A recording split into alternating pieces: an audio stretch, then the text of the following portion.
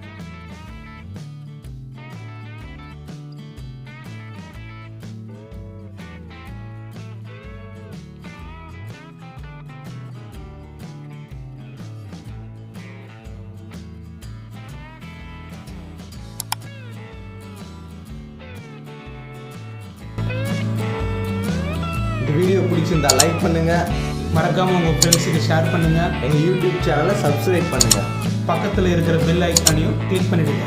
Thanks for வாட்சிங்.